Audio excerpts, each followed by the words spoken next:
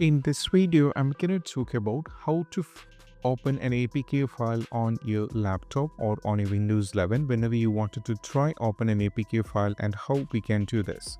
So let's get started. If you wanted to open an APK file, first we need a program, and what you need to do is in order to get that, we have to go over here to the Google Chrome, and over here in the Google Chrome, we have to search here for something called BlueStack for PC or laptop. We can search like this. Now get into the site called BlueStack here and get into this. So this is actually a kind of a program which helps us to, open the APK and all kind of things. So it's actually an Android emulator to run the Android files. Now once you click on this, you have to download this and you have to open it. In my case, I have already having the BlueStack, so I'll just go over here, search like this and get into it. So once you after downloading the BlueStack, this is what we have to do. This is how it looks like.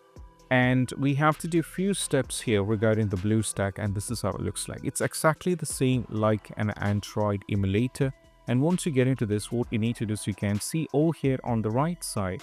If you scroll it down, you'll be able to find many options and you can see APK and you have to click on this.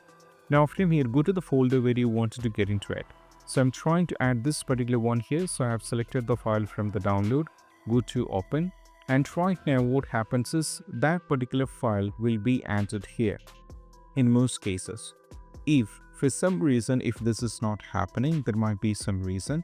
If that is the case, we have to configure some of the, the performance and all kind of things. So if you're not able to find it here, or if you find like it is too slow to add it here, what we need to do is we have to go to the settings. Now from here, make sure the CPU collection is being set into high core, and also make sure the memory allocation should be set into high GB, and also make sure the performance mode should be set into either a balanced one or high performance.